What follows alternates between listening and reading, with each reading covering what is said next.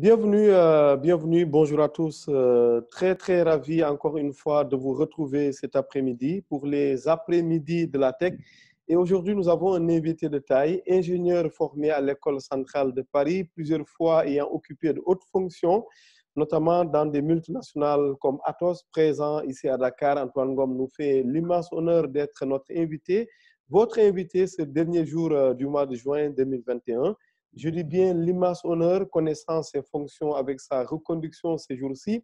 Il va nous en parler tout à l'heure, Antoine Ngom, sans avoir la moindre prétention d'une quelconque présentation du président d'Optique du Sénégal, est une voix audible, voire très audible dans notre écosystème, notamment quand il s'agit d'abord des grosses questions en lien avec les infrastructures, les marchés de l'État, l'État civil.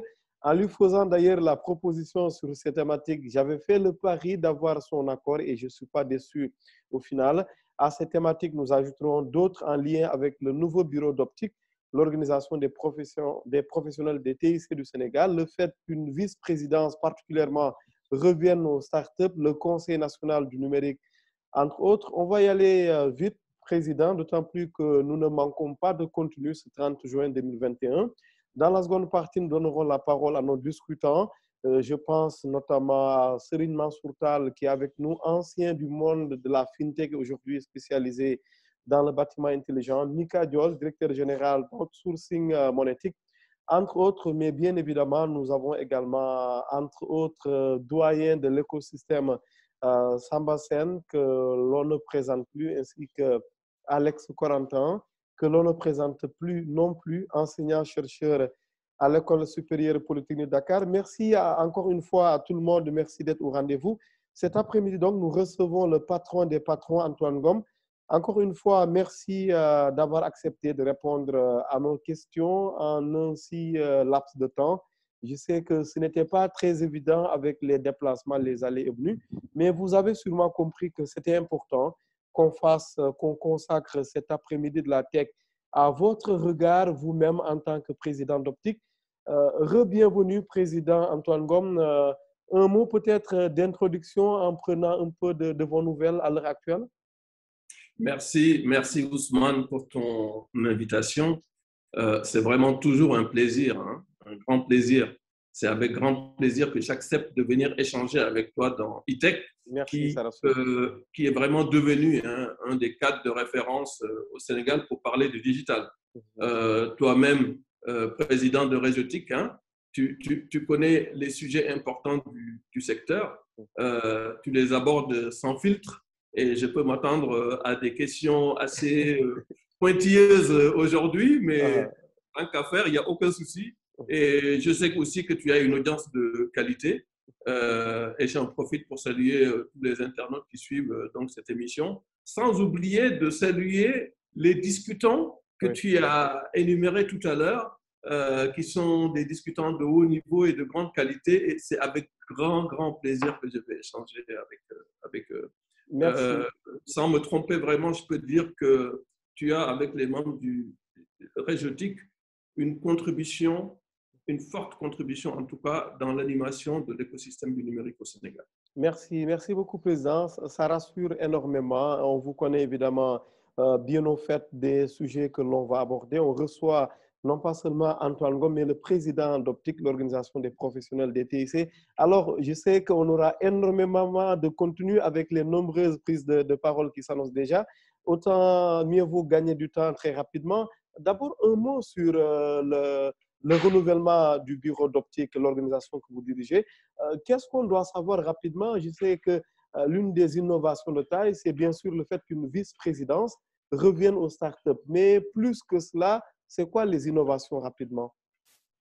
Oui, effectivement, en tout cas, merci de me donner l'occasion donc de parler de ce renouvellement donc des instances de notre organisation. Effectivement, une assemblée générale d'Optique s'est tenue ce samedi 26 juin et donc les membres d'Optique m'ont renouvelé leur confiance donc en me reconduisant comme président de l'organisation et vraiment c'est le lieu de les en remercier. Et c'est vraiment, Ousmane, avec une grande humilité, mais surtout avec beaucoup de détermination, que j'accepte de nouveau d'être à leur service. Oui. Et tout à l'heure, tu as dit le patron des patrons. Non, je ne suis pas le patron des patrons, je suis le serviteur des patrons du Ah, numérique. d'accord. Le serviteur des patrons. Voilà.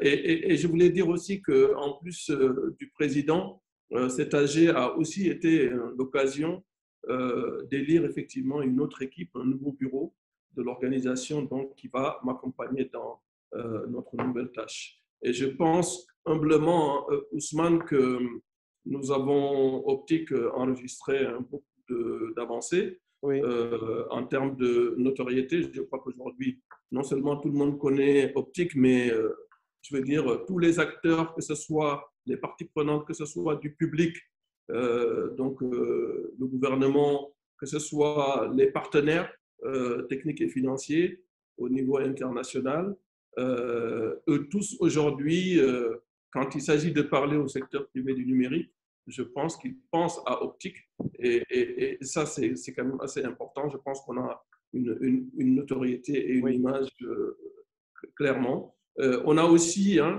je pense, eu à faire une restructuration donc, de notre organisation. Oui, parce oui, ça fait 20 ans, ça fait près de 20 ans qu'on existe, Ousmane.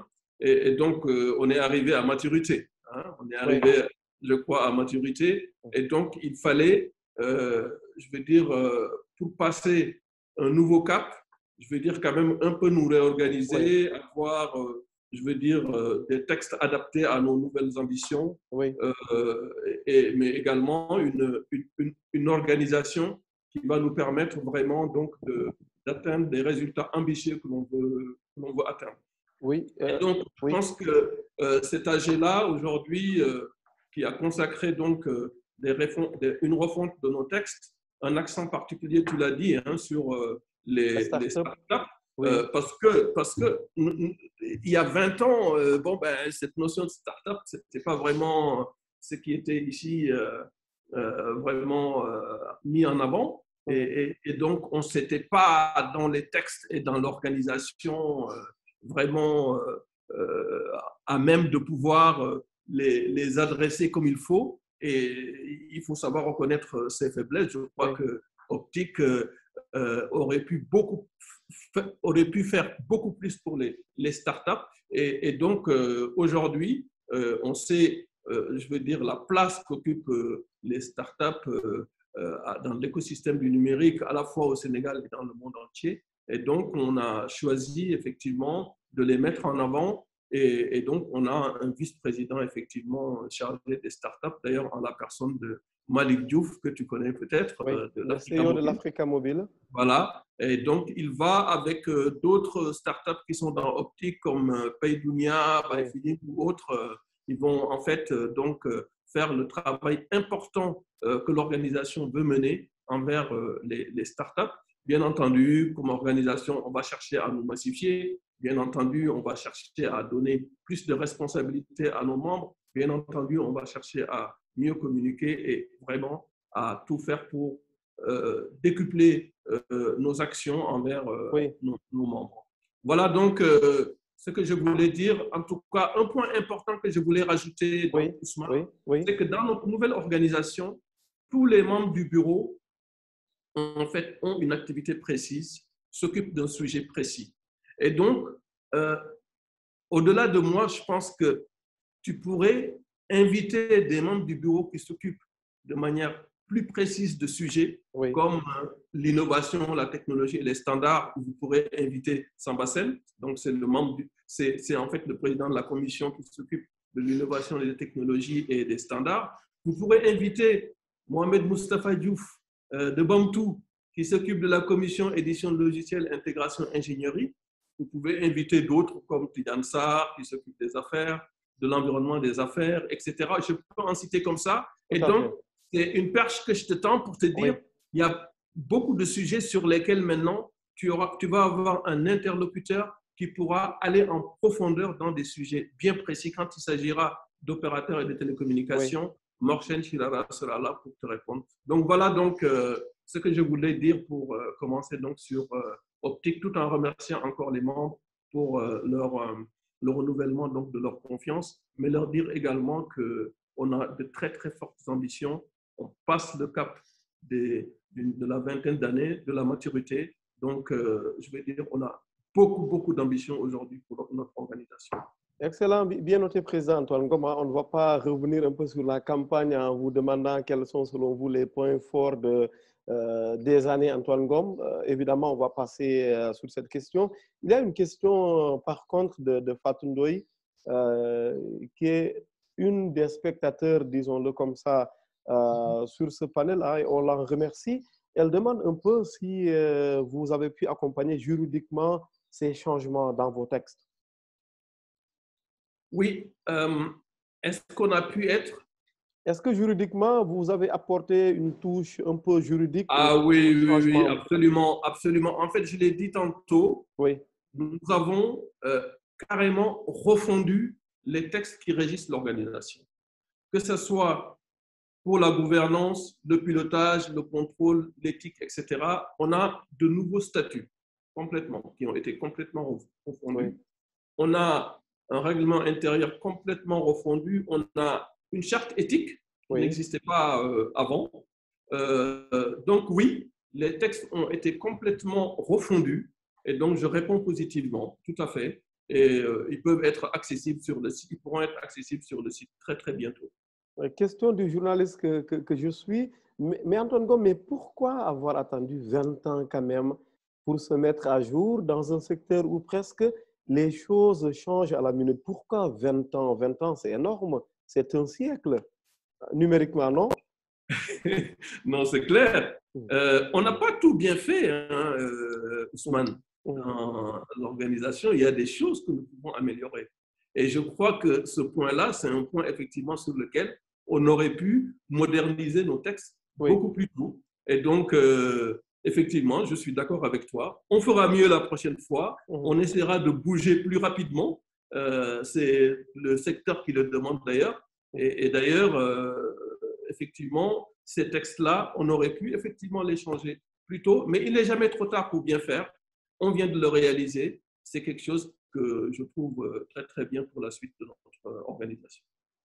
Alors, on va évoluer un peu. Je vous pose une autre question avant d'introduire Alex Corentin. Pourquoi Alex Corentin? Parce qu'il a d'autres engagements et on a vraiment envie d'avoir son regard un peu sur la marche d'optique.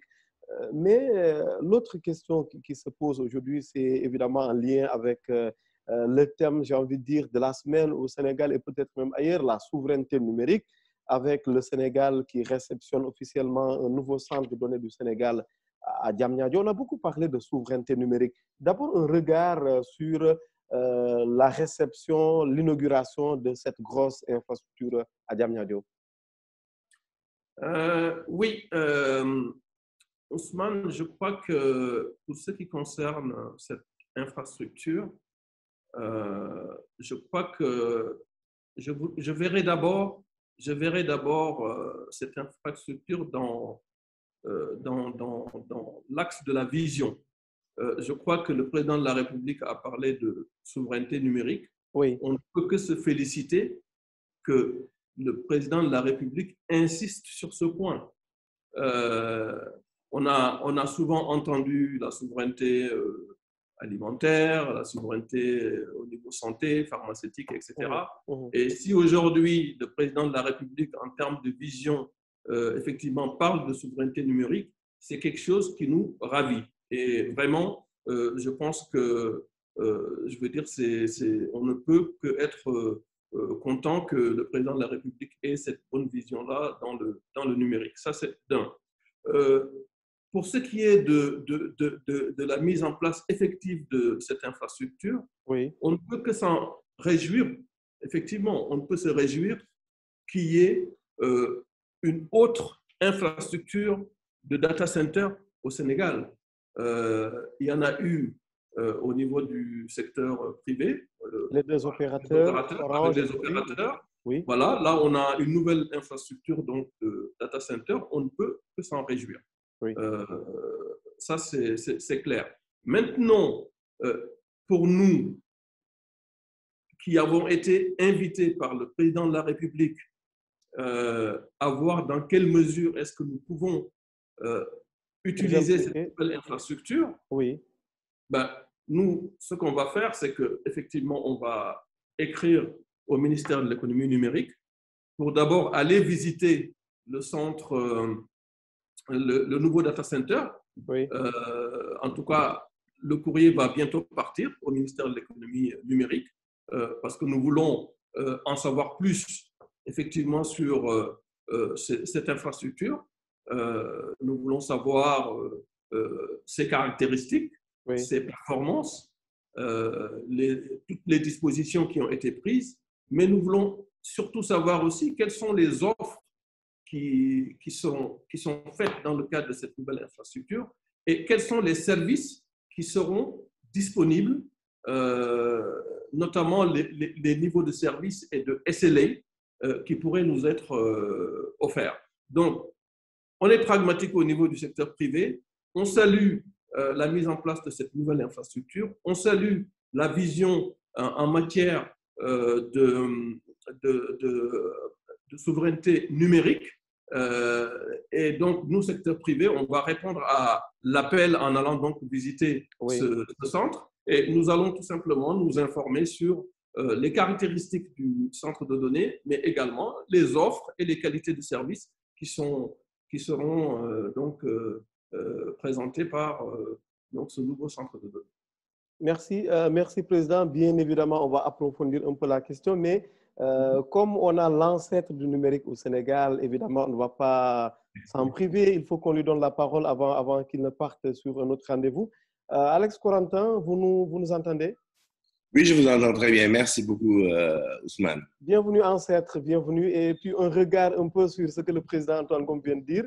Évidemment, on ne vous présentera pas, Alex Corentin, quand on parle de numérique au Sénégal, quand on parle de télécom, quand on parle des textes en lien un peu avec la marche des télécoms au Sénégal. Un regard globalement sur la marche de Optic qui, après 20 ans, seulement après 20 ans, se met à jour. Tout d'abord, permets-moi, s'il te plaît, Ousmane, de féliciter Antoine parce que je crois quand même que si le secteur privé s'est développé dans le domaine du numérique, c'est aussi beaucoup dû à l'entre-gens de personnes comme Antoine Ngom qui ont très vite compris la nécessité de regrouper les acteurs autour d'un cadre qui leur permet de porter leurs besoins et leurs voix auprès des autorités. Et ça, c'est un des facteurs qui a permis réellement l'émergence aujourd'hui de tout ce secteur du numérique dont on parle beaucoup, qui est aussi un enjeu majeur de développement du Sénégal. Oui. Et encore une fois, je crois féliciter tous les membres d'Optic. Nous sommes du secteur public, un peu dans l'éducation, mais sans eux, qui, eux, ont porté réellement ce secteur au top niveau et qui ont accueilli aussi tous les produits que nous mettons à leur disposition, qui nous ont aidés aussi à parfaire les formations. Je crois que sans ça, ce secteur du numérique aujourd'hui n'atteindrait pas la notoriété que l'on connaît. Encore une fois, toutes mes félicitations à Antoine et à tout son nouveau bureau. Et je crois que nous aurons encore beaucoup d'occasions pour échanger et surtout contribuer justement dans ce développement de ce numérique. Voilà ce que je voulais dire à l'entame de mes propos. Oui, mais c'est trop facile. Nous n'allons pas vous libérer tout de suite. Hein. Alex Corentin, on vous garde encore pour quelques minutes parce qu'on est à 7 minutes de 15h30. Rapidement, selon vous, quels sont aujourd'hui les défis qui se posent à une grosse organisation comme Optic? Je crois qu'une organisation comme Optic devrait, à mon avis, déjà essayer de travailler de manière en synergie, bien sûr, avec tous les acteurs qui la composent, à l'émergence, comme on appelle, d'un champion ou deux champions dans des thématiques particulières. J'ai noté avec beaucoup d'intérêt que justement aujourd'hui, les différents acteurs, les membres du bureau ont chacun des thématiques spécifiques sur lesquelles ils vont avoir à se pencher. Je crois qu'il est temps effectivement que l'on soit focus sur un certain nombre d'enjeux et de thèmes sur lesquels il faut qu'on travaille ensemble, que toute la communauté travaille.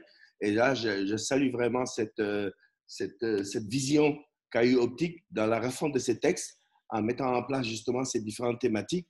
Et je pense que ça va être très salutaire. J'ajouterais juste peut-être qu'une des thématiques, bon, je ne sais pas, Antoine pourra me répondre sûrement, c'est que la thématique de la souveraineté numérique s'accompagne très souvent de la thématique de la cybersécurité et de la sécurité des données, de la sécurité des infrastructures critiques, etc. Et je pense que ça, c'est une thématique clé aujourd'hui dans nos pays, surtout quand on cherche à avoir une résilience qui est particulière. Un des aspects aussi sur lesquels je souhaiterais vraiment que Optic s'engage fortement, c'est tout ce qui est la mise en place des points d'échange Internet. Aujourd'hui, nous avons suffisamment d'opérateurs, nous avons suffisamment d'acteurs. Il serait important que l'on puisse diminuer la facture numérique en essayant de garder local les transactions. Et là aussi, c'est un point sur lequel je pense qu'il faut que l'on termine ce challenge des 20 ans en mettant réellement en œuvre cette infrastructure clé de développement local. Voilà ce que je voulais ajouter. Je crois que j'ai quand même mis un peu les pieds dans le plat. Oui, mais pour ce qui est, par exemple, des FAI, les fournisseurs d'accès Internet, mais je m'attendrai plus sur les MVNO. Là-bas, ça tangue un peu, ça stagne un peu. Une organisation comme Optic pourrait faire quoi de ce point de vue, sachant qu'évidemment, il y a une grosse responsabilité là-dedans de l'ARTP et puis du ministère des Finances. Mais je crois qu'accompagner à la mise en œuvre de ces aspects, du point de vue juridique comme du point de vue technique, cela tient en compte aussi des préoccupations réelles de ces nouveaux acteurs. Je pense que Morsen, qui est vice-président, est un des acteurs clés qui peut justement contribuer à ça, pour voir un peu les difficultés qu'ils rencontrent, tout aussi bien en termes d'hébergement, en termes de développement de nouveaux services à valeur ajoutée et tous ces aspects. Mais je pense que c'est justement c'est la synergie que met Optic avec tous ces partenaires et toutes ces composantes qui permettra réellement de prendre en charge ces volets-là. Et je pense que réellement, c'est l'émergence d'un secteur fort, organisé, du point de vue des professionnels des TIC, comme du point de vue des autres acteurs des TIC, qui permettra réellement d'arriver à des solutions. Merci, merci beaucoup, Alex Corentin. Alors, je sais que le président Antoine Ngom va rebondir là-dessus. Sûrement, le président a éteint sa vidéo pour prendre son repas pendant que cet après-midi la tech se fait. Président, merci, président, de nous rassurer. Un mot sur ce que vient de dire Alex Corentin sur les... Alors, je voudrais vraiment rendre un hommage appuyé à Alex Corentin. Et il ne faudra pas qu'on l'appelle comme tu l'appelles, mais c'est quelqu'un, c'est un jeune, hein, Alex Corentin. Pour nous, un très jeune. C'est pas un vieux. Hein? C'est un jeune. Merci Antoine de le souligner. Non, absolument, absolument. Et c'est quelqu'un dont on a vraiment besoin dans notre secteur parce que, bon, ben, au-delà de l'historique qu'il connaît au niveau du Sénégal, il est toujours d'actualité dans sa façon de penser et dans sa mise à jour permanente. Et donc, pour moi, on est au même niveau, je veux dire, pour échanger et discuter sur les différents sujets. Oui, je voudrais rassurer en fait Alex en lui disant que tous les aspects qu'il a en fait abordés, à savoir les aspects de cybersécurité, tout ce qui est aspect IXP, on a parlé des FAI aussi, des MVNO, etc. Oui, effectivement, on a d'ailleurs une commission technique qui va s'occuper de tous ces sujets-là et dont Morchen Chirara est en fait le président de commission. Et donc, c'est des sujets qui seront abordés, qui sont très, très importants. Hein. La cybersécurité, c'est hyper important. Les points d'échange Internet, c'est hyper important. Donc, je voudrais rassurer, en fait, Alex dans ce sens pour lui dire que c'est des sujets qui seront abordés. Je ne sais pas si c'est maintenant qu'on l'aborde pour tout ce qui est FAI et MVNO, mais en tout état de cause, c'est un sujet important sur lequel j'aurais effectivement aimé qu'on échange un peu, mais peut-être qu'on va y revenir. Tout à fait. Alex Corentin, vous avez d'autres questions ou c'est bon, ça marche? Non, juste te remercier pour cette opportunité et remercier Antoine aussi et puis le féliciter encore une fois. Voilà, et remercier tout l'écosystème réellement pour cette contribution extraordinaire qu'ils font au développement d'éthique au Sénégal. Merci. Merci beaucoup, Alex. Alex merci Corentin, beaucoup. Enseignant-chercheur à l'École supérieure polytechnique de Dakar, que nous remercions infiniment parce que voilà quelqu'un qui contribue régulièrement à tout ce que nous faisons comme émission, comme panel au Sénégal, que ça soit publiquement ou en privé, pour nous donner des astuces, parce qu'après tout, nous ne sommes pas experts du numérique du tout. C'est vous les experts, Antoine, Alex et tous ces grands acteurs qui nous font l'amitié et le plaisir de nous ouvrir à nous régulièrement. Antoine, oui, on reviendra sur la souveraineté numérique. Après, on parlera des FAI, des MVNO, un peu des télécoms. Mais il y a une question qui me semble introductive à notre panel et posée dans le public. On demande un peu quels sont les critères d'adhésion. Si on veut adhérer à Optic rapidement, c'est quoi les critères, les conditions? Alors, pour adhérer à Optic, en fait, il faut être une entreprise de services numériques, donc basée au Sénégal. Oui. Voilà. Et puis, donc, si vous effectivement, vous respectez cela, il y a une procédure à suivre qui est en fait de soumettre son dossier. Oui. Il y a des formulaires en fait à remplir. Donc, le dossier est soumis et étudié donc par le bureau exécutif qui statue donc sur l'acceptation ou non de la structure. Donc, ce sont les entreprises qui adhèrent. Hein. Oui, oui. Ce sont les entreprises qui adhèrent. Dans les nouveaux textes, nous avons introduit en fait la notion d'invité d'honneur.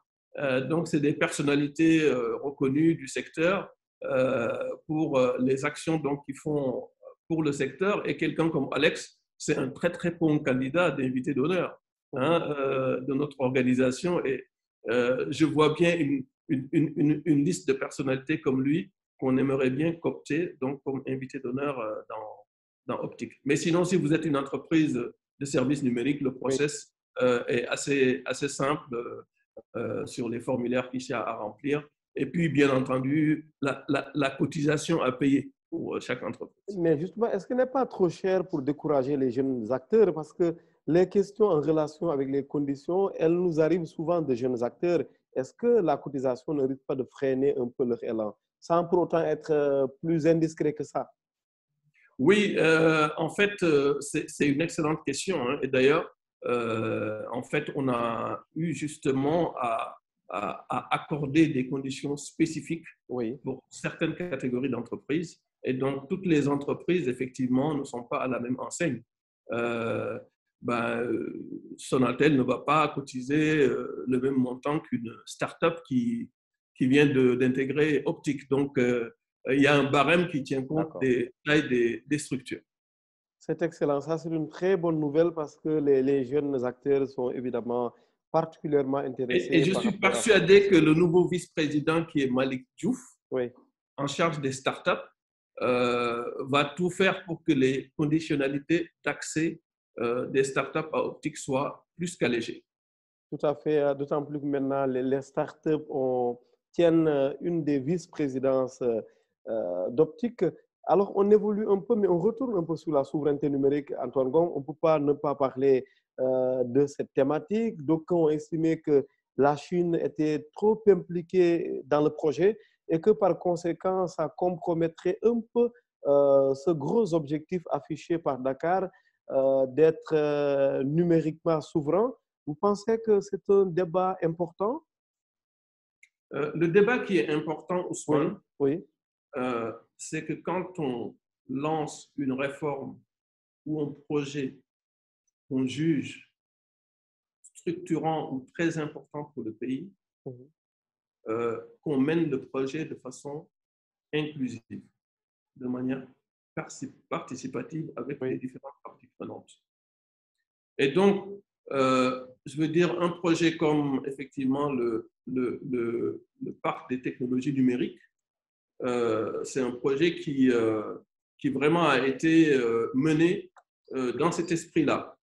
Depuis les études de faisabilité jusqu'à la réalisation qui est en cours, jusqu'à la définition du modèle économique, le secteur privé et beaucoup d'autres acteurs ont été impliqués dans ce projet de parc des technologies numériques. Et donc, je pense que c'est en ayant cette démarche-là sur tout projet ou toute réforme structurante que l'on pourrait, je veux dire, se prémunir d'un certain nombre de difficultés qui pourraient, je veux dire, subvenir dans le cadre de la mise en œuvre justement de ces projets ou de ces réformes. Tout cela pour dire que pour ce qui concerne donc ce nouveau data center, je pense qu'on aurait pu être impliqué dans l'élaboration, dans les études et dans la mise en œuvre donc, de ce data center pour lui permettre, je veux dire, d'être le plus profitable possible et le plus consensuel possible pour l'ensemble des acteurs donc, de l'écosystème. Autre chose, je veux dire, une démarche en fait participative et inclusive aurait permis certainement de rationaliser les infrastructures qui sont mises en place par l'État sénégalais. Oui. Dans le PTN, il y a un data center. Oui, déjà. Là c'est un autre data center de Tiers 3. l'État sénégalais. Oui, le nouveau. Et donc, je pense que ces projets-là auraient pu être faits de manière… Il aurait pu y avoir une meilleure synergie dans ces projets-là. Et encore une fois, s'il y avait une démarche inclusive et participative, je crois qu'on rationaliserait tout ça. Donc, c'est plus dans la démarche, à mon avis, qu'on aurait pu régler tous ces problèmes, toutes ces problématiques. Je ne dis pas qu'il y a un problème, hein, parce que je ne suis pas en mesure aujourd'hui de dire, peut-être que je pourrais le dire lorsqu'on aura fait notre visite au data center, je ne suis pas en mesure de dire s'il y a un problème de souveraineté numérique ou pas dans ce data center. Je ne serai pas en mesure de le dire. Permets-moi d'en savoir plus lors de notre visite et je pense que là, je pourrais te répondre plus facilement. En tout état de cause, je le répète, la vision de souveraineté numérique, c'est une excellente chose et je crois que le président de la République l'a. La mise en œuvre d'infrastructures de ce type, c'est fondamental et on le salue. Maintenant, dans la méthodologie, je crois qu'on pourrait mieux faire les choses, mais en tout état de cause, on répondra à l'invite du président de la République en allant donc à la rencontre du data center, à la rencontre du ministère de l'économie numérique et donc on fera tout pour qu'il y ait une collaboration étroite entre le secteur privé et donc ces nouvelles infrastructures qui sont mises en place. C'est noté, Président Antoine Ngom. Donc, en attente de cette visite à Diamniadio pour en savoir davantage, hein, même si, bien évidemment, dans la presse, les caractéristiques ont été données, mais vous allez me répondre que ce n'est pas par la presse que vous allez être informé officiellement. On vous l'accorde en tant qu'organisation sérieuse et légale, bien évidemment, interlocutrice principale de l'État. Absolument, parce que Ousmane, ce qui est important pour nous, secteur privé, c'est quelles sont les offres du data center. OK. Mais la question de la performance et la sécurité, ça vous préoccupe pas? La souveraineté numérique, ça ne vous préoccupe pas? Pardon? La souveraineté numérique, ça ne vous préoccupe pas? La destination des données, non? Absolument, non. Non seulement ça me préoccupe, oui. C'est pour ça que je dis, Banco, on salue la vision du président de la République en matière de souveraineté numérique. Donc, forcément, c'est quelque chose qui nous intéresse. Oui. Et pour savoir si, justement, ce data center va nous permettre d'avoir des avancées en matière de souveraineté numérique, ben, on aimerait en savoir un peu plus. C'est tout ce qu'on dit. Merci beaucoup, Président. Donc, comme on dit, on attendra cette visite, c'est important pour en savoir plus avant de pouvoir, disons, avant d'approfondir un peu sur ce sujet.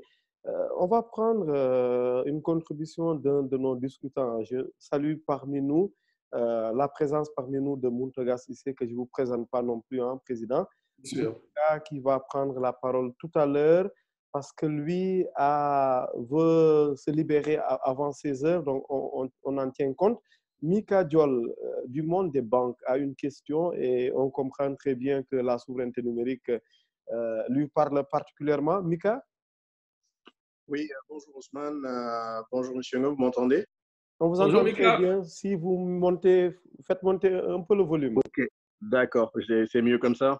C'est excellent. Parfait. Oui, en tout cas, merci Ousmane pour l'invitation. Merci Monsieur Ngom et félicitations pour la nomination encore à la tête de Optique. Je crois qu'après 20 années successives, ça veut dire que il y a de l'efficacité, il y a du résultat. Et donc, je ne peux que vous féliciter et vous souhaiter bonne chance pour le reste de votre mission.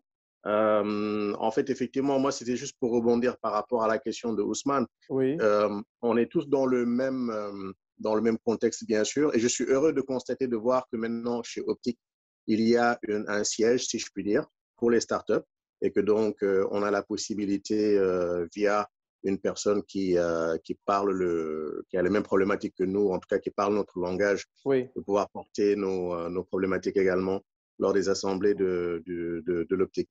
En fait, monsieur Ngo, moi, je pense que moi, par ma position, je dirais, start-up effective dans le sens d'une jeune compagnie que j'ai lancée depuis le mois de janvier et qui évolue en tant que premier opérateur indépendant de guichet automatique bancaire sur l'Afrique de l'Ouest et du Centre. On est la toute première société, je dirais, basée aux États-Unis, lancée par des Sénégalais par contre, ainsi que le team management, et qui sera présente de manière panafricaine dans plus de 17 pays. Et donc, justement, cette notion de souveraineté numérique et surtout des données qui sont des données étatiques nous parle particulièrement. Et j'aurais souhaité en tout cas que ce débat soit poussé en profondeur, peut-être pas aujourd'hui, bien sûr, oui, ce oui. n'est pas l'objectif du channel aujourd'hui, mais je réitère vraiment je dirais, cette question, cette crainte, je dirais, et moi, à mon niveau personnel en tant que spécialiste dans le domaine, ayant eu justement à faire partie de projets qui ont déployé des data centers dans le passé, j'ai beaucoup de questions que je me pose, effectivement, mais comme vous le dites, attendons déjà d'y voir plus clair, Oui. d'y avoir été et de poser les questions, si on a la possibilité de le poser aux équipes qui ont supervisé donc la mise en place, l'acquisition ainsi que toute la mise en œuvre. Et à ce moment-là, ensuite, on pourra débattre du sujet, mais c'est un sujet aujourd'hui qui pose beaucoup de questions. Je prends juste comme référence, en fait, lorsque vous regardez toutes les insertions dans les journaux de la presse en fait internationale, le terme souverain et souveraineté, ils l'ont mis tous entre parenthèses, entre crochets. Du coup, ça pose beaucoup de questions parce que voilà, ça va du fait du partenaire choisi, de la méthodologie de l'acquisition des équipements qui ont été installés, ainsi de suite. Donc, je rebondis juste sur ce que disait Ousmane et en allant dans le sens de ce que proposait M. Ngom, à savoir, une fois qu'on y verra plus clair, mais en espérant en tout cas que toutes les questions qu'on a pourront être adressées et donc clarifiées par l'ADIE afin que, partant de là, on puisse donc faire des analyses et voir éventuellement quelles pourraient être les prochaines étapes. Merci. Merci, Mika. Antoine? Oui, merci Mika. Alors, je voudrais vraiment, Ousmane, rassurer tout le monde. Oui. Le sujet de la souveraineté numérique, ben, c'est un plaidoyer d'Optique depuis toujours. Depuis l'état civil, hein, je me souviens très bien. Voilà. Donc, il ne faut surtout pas qu'on sorte d'ici et qu'on pense que pour Optique, souveraineté numérique, ce n'est pas important. Ah non, ça fait partie de notre plaidoyer principal depuis que Optique existe. Oui. Voilà, donc je voulais vraiment faire cette clarification, mais nous sommes une organisation responsable. Nous ne nous prononçons qu'en connaissance de cause. Donc, on ira, comme l'a dit Mika, à la rencontre du data center. On a un certain nombre de questions auxquelles on souhaiterait avoir des réponses. Oui. Et au sortir de là, on pourra donner des réponses beaucoup plus précises pour ce qui concerne cette infrastructure. Mais la souveraineté numérique, c'est clair, c'est une de nos principales préoccupations et c'est une préoccupation permanente depuis qu'Optique existe. Et l'état civil, d'ailleurs, depuis que Optique en parle, est-ce que, selon vous, il y a des évolutions en termes de souveraineté numérique depuis que Optique en parle? Alors, ça, en fait, ce sujet-là, ça rejoint un certain nombre de sujets qui sont liés à des grands projets d'identification. On peut parler des cartes nationales d'identité, on peut parler des passeports. Oui. Et là, on parle de l'état civil, qui sont des sujets aussi, tous ces sujets d'identification et qui relèvent normalement de la souveraineté nationale. Hein. On parle de souveraineté numérique, c'est des sujets qui relèvent de la souveraineté nationale et ça devrait être des sujets qui relèvent de la souveraineté numérique.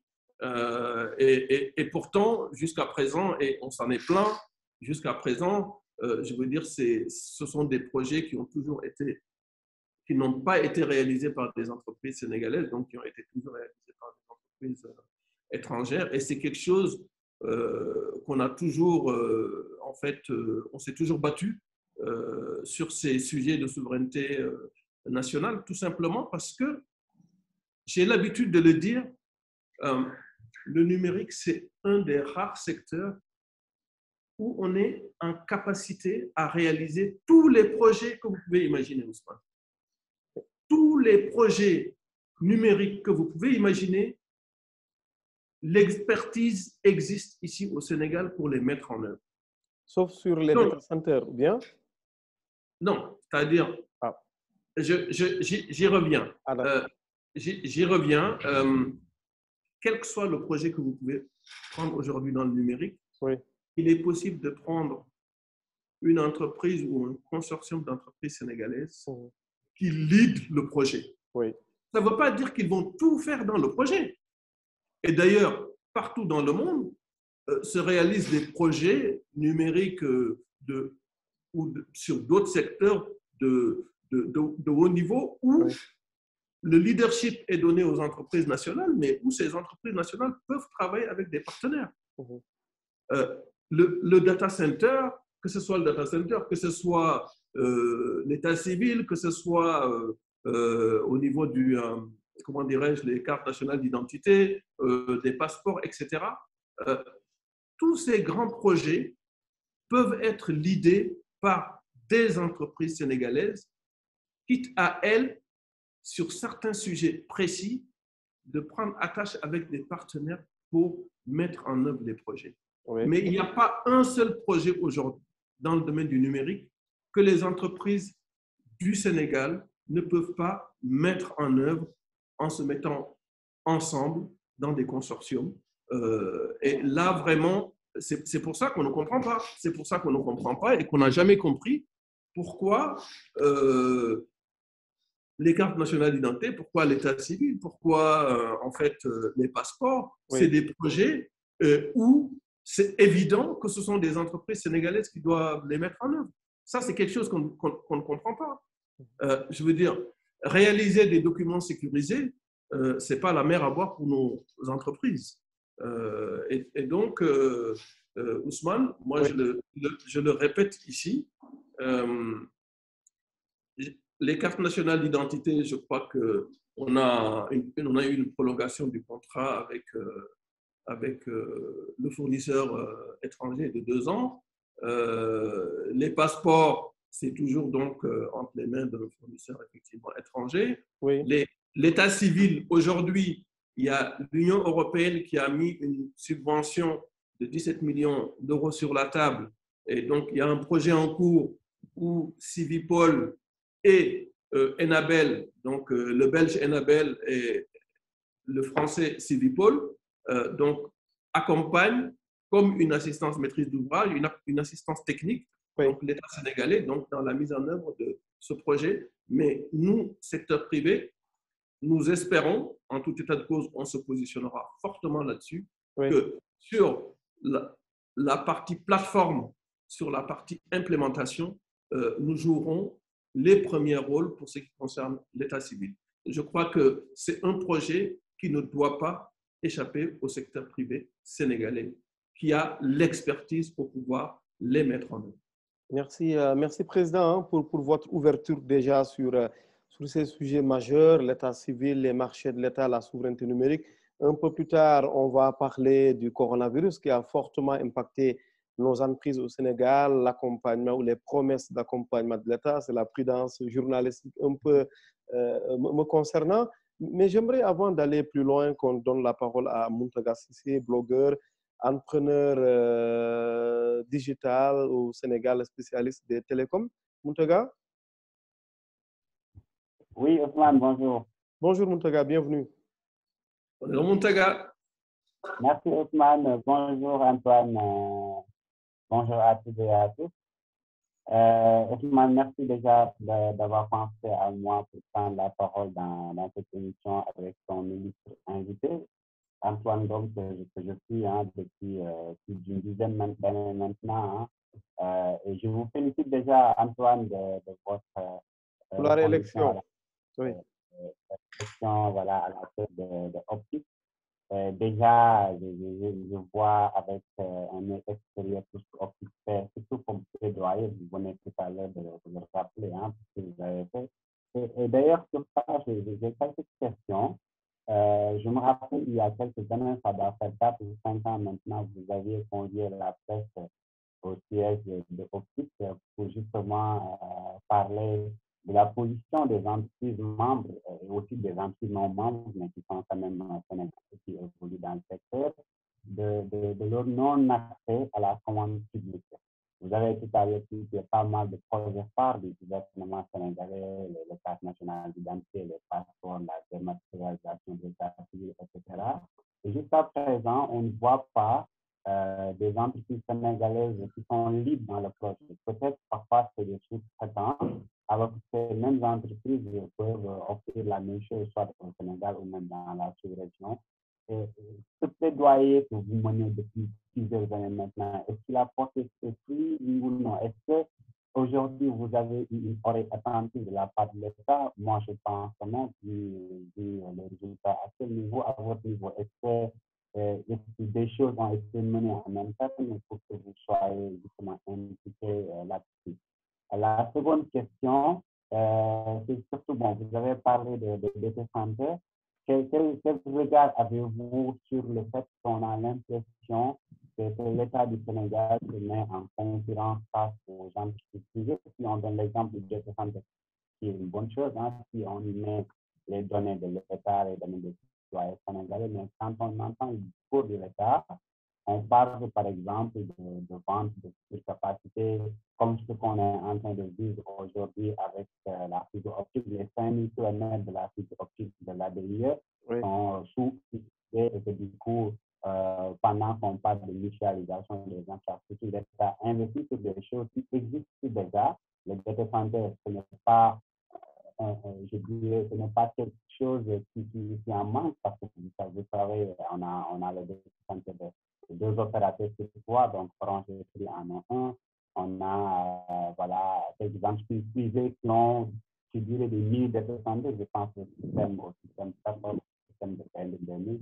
Quel regard avez-vous sur les services que l'État du Sénégal va commercialiser alors que ce n'est pas réellement sa vocation de faire? Merci. Merci. Merci Muntaga. Désolé. Merci Muntaga.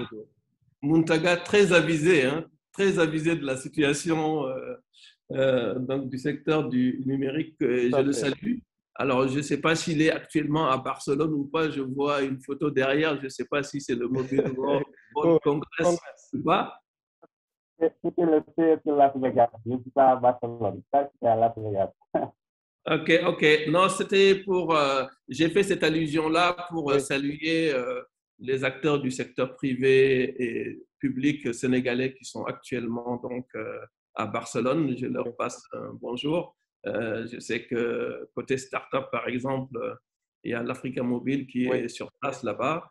Et côté public, je crois qu'il y a la RTP qui est également sur place. Donc, je voulais juste saluer donc, les acteurs sénégalais qui sont présents en fait là-bas à Barcelone. C'est pour ça que j'avais fait allusion à la photo derrière vous, Muntaga. Alors, aujourd'hui, est-ce que l'État, en fait, notre plaidoyer a porté pour ce qui concerne la commande publique? Oui.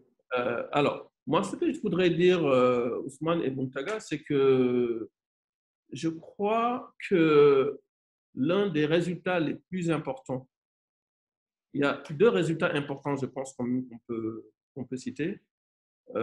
Le premier, c'est la nouvelle loi PPP. la nouvelle loi PPP, c'est vrai, hein, ce n'est pas quelque chose qui est spécifique à notre secteur, mais nous avons été conviés à y contribuer pour être sûr que, je veux dire, cette nouvelle loi prendrait en compte les préoccupations de notre secteur. Alors, pourquoi je parle de cette nouvelle loi PPP? C'est parce que l'ancienne, en fait, ne permettait pas, je veux dire, n'était pas adaptée au projet de notre secteur. C'était plutôt adapté aux infrastructures de génie civil, par exemple. Alors, cette nouvelle loi PPP, elle va réellement permettre aux entreprises sénégalaises de se mettre ensemble, de monter de grands projets structurants pour le Sénégal et de les proposer, même de façon spontanée.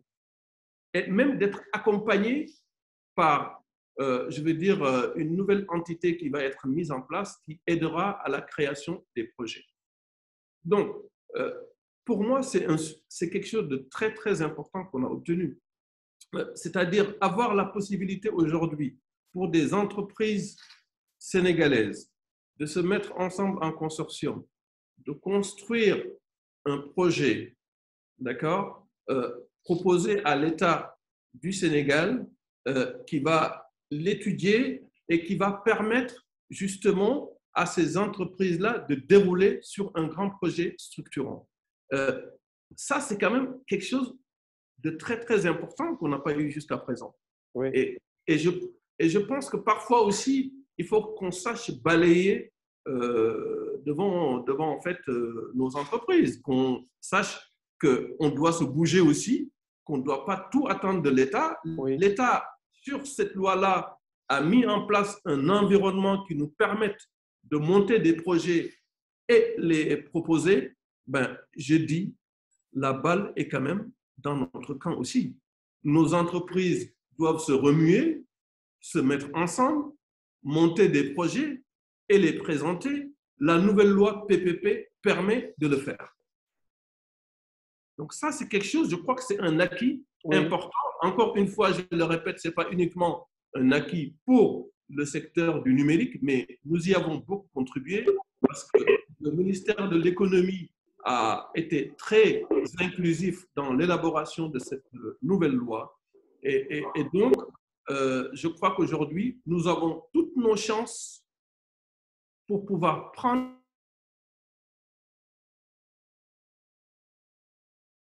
qui est juste créé par cette nouvelle loi. Deuxième chose, je pense que la loi Startup, c'est quand même quelque chose qui va être très bénéfique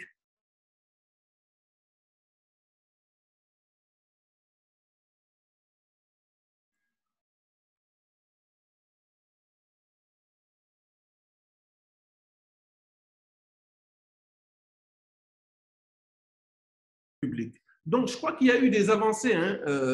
Il y a eu des avancées. Il n'y a pas que ces deux-là. J'ai voulu juste m'arrêter à ces deux exemples. Mais je pense que ce qu'on a su faire le mieux pendant ces années pour Optic, c'est le plaidoyer. Et d'ailleurs, quand on voit dans la stratégie nationale SN 2025, ce qui a le plus avancé, ce sont les réformes. Et donc, résultat, en fait, d'un certain nombre de plaidoyers qu'on a mis en place, dont notamment les plaidoyers sur les FAI, les non, etc. Et je pense qu'on va y revenir. Donc oui, je pense qu'on a, je veux dire, eu une oreille attentive sur un certain nombre de plaidoyers, dont notamment donc, la commande publique, mais nous devons nous-mêmes, je veux dire, prendre nos responsabilités, savoir monter des consortiums, savoir monter des projets et aller les défendre, savoir trouver les financements également et pouvoir aller défendre tous ces projets-là donc, devant l'État sénégalais. Ce que font d'autres entreprises qui viennent d'autres contrées, il faut qu'on sache le faire ici avec nos propres entreprises. Alors, maintenant, pour ce qui concerne la deuxième question sur, j'allais dire, hein, la concurrence que l'État risque d'amener sur tout ce qui est infrastructure, que ce soit data center, que ce soit en fait la vente de capacité, etc.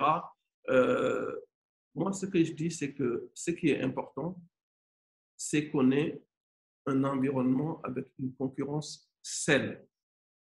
Que toute entité publique ou privée qui est sur le marché soit soumise aux mêmes règles du marché que tous les autres acteurs. Le secteur privé n'a pas peur de la concurrence. Hein. Et je sais qu'on est beaucoup plus agile que l'État. Quand on est, je veux dire, dans les mêmes conditions de concurrence, on sera beaucoup plus agile et beaucoup plus efficace. Donc, on n'a pas peur de la concurrence. Ce dont on a peur, c'est une concurrence qui n'est pas équilibrée. D'accord? Donc, avoir des entités affiliées publiques qui sont sur le même marché que les entreprises du privé et qui sont soumises aux mêmes règles, je précise, hein, aux mêmes règles. Si on vend de la capacité, par exemple, au public, ben, on devrait pouvoir, si on est dans une activité qui demande à avoir une licence, ben, qu'on demande une licence. Si on a une activité régulée, ben, qu'on puisse être soumis à la réglementation de cette activité-là. Donc, le problème n'est pas au niveau de cette concurrence de l'État, le problème, c'est tout simplement qu'il y ait une concurrence saine et que tout le monde soit soumis aux mêmes règles. Donc, c'est uniquement ça. Donc, on verra à ça, que ce soit sur les ventes de capacité, que ce soit sur les data centers, que ce soit sur l'accès à l'international ou autre. On sera très, très vigilant sur tout ce qui pourrait venir perturber le marché ici au Sénégal. On sera là pour je veux dire, nous assurer que les règles de concurrence sont respectées, qu'il y a une concurrence saine et que tous les acteurs sont pris au même niveau. Mais encore une fois, c'est très, très important ce que je disais tantôt, que tous les grands projets structurants de l'État, les réformes structurantes que l'État met en œuvre, qu'il y ait, je veux dire, une méthodologie inclusive et participative. C'est ça qui a toujours, en fait, dirigé toutes les actions par le passé, depuis la privatisation du secteur des télécommunications jusqu'à maintenant. Donc, il faudrait vraiment qu'on reste dans cette ligne-là, à savoir que lorsqu'il y a un projet structurant ou une réforme structurante, que les parties prenantes soient autour de la table et que ça soit participative, en tout cas qu'il y ait des échanges et que, bon, in fine, on sait que c'est l'État qui va décider, que c'est le gouvernement qui va décider, mais au moins on aura discuté de tous les tenants et aboutissants et on saura exactement de quoi il s'agit. Merci, merci Président, d'avoir été exhaustif sur ces questions. Serigne Malick Tall, un de nos discutants, je vais m'assurer qu'il est en ligne. Serigne Malick, vous nous entendez? Oui, je suis là. Bienvenue avec un amélioration. Il faut juste améliorer la qualité de l'audio. On a un peu désagréable. Sûrement, vous allez améliorer l'audio, le son, et puis voilà, on va vous recevoir. Serigne Malick? Là, c'est mieux? Non, c'est très bien. Allez-y, le président vous écoute. Merci Ousmane de me donner la parole. C'est un plaisir d'être ici et Dieu sait que certains engagements urgents au bureau, en tout cas importants au bureau, ont voulu m'en empêcher, mais comme promis, je suis là. Je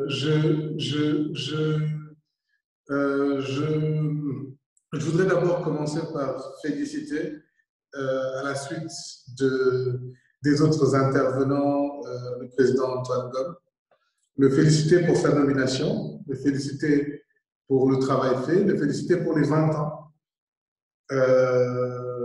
Je ne sais pas, est-ce que c'est 20 ans à la tête de Optic ou est-ce que c'est 20 ans d'existence de Optic. En tout cas, félicitations. Le féliciter pour la nouvelle dynamique et la place accordée aux startups, notamment dans notamment avec la nomination de Malik, que je connais, et nomination dont je n'étais pas au courant. C'est une très bonne nouvelle. Moi, je suis un soldat du secteur, enfin un soldat, en tout cas, j'aime me définir comme ça. Je suis moins un soldat que M. Gomme, mais en tout cas, je suis un soldat du secteur privé. Et ma très petite expérience du secteur privé a fini de me convaincre que des personnes comme M. Gomme occupent des positions difficiles. Et c'est pour ça qu'il est toujours un peu ingrat de donner son avis sur leurs actions depuis nos fauteuils confortables, depuis, enfin, le calme relatif de nos entreprises. Je ne suis pas sûr qu'il y ait une entreprise qui soit calme. Mais il faut vraiment aimer son pays pour vouloir faire face à son pays pour son intérêt. C'est-à-dire, le secteur privé combat pour les intérêts du pays et des fois doit faire face au gouvernement ou doit faire face à d'autres acteurs. Et c'est pour ça que c'est une position ingrate. Doit se justifier auprès des entrepreneurs qui ne sont jamais satisfaits, que nous sommes. Et l'histoire du secteur privé sénégalais a énormément de fois montré que la valeur de gens exceptionnels n'a pas été assez reconnue. J'aimerais dire ça pour commencer. Ensuite, et parce que nous sommes ingrats, nous avons joué notre rôle d'ingrats, partager un certain nombre de critiques positives, toujours, oui, et de craintes. Et je pense que c'est l'une des raisons pour lesquelles tu m'as demandé d'intervenir, Ousmane. Oui. Tu sais à quel point j'ai des avis tranchés sur le secteur privé et ce que ça devrait être. Avant d'aller à ça, j'aimerais aussi saluer la prise de parole, parce que le secteur privé a quand même la parole très rare, il faut le dire, ce qui est assez paradoxal d'ailleurs.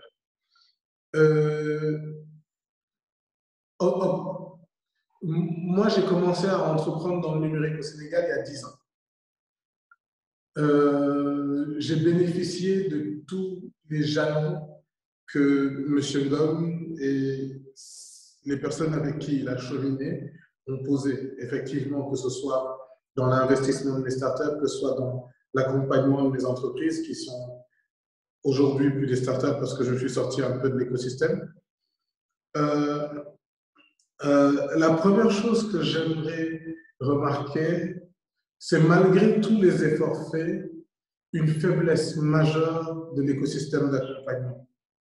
Où aujourd'hui, pour être au niveau, les startups sénégalaises, pour ne parler que d'elles, je ne parle pas de l'écosystème technologique et numérique en général, mais les startups sénégalaises ont besoin de s'exporter pour avoir un accompagnement standard. Effectivement, des initiatives existent comme le CETIC qui ont été pionnières, qui sont assez exceptionnelles d'ailleurs, rien que pour le fait d'avoir été les premières.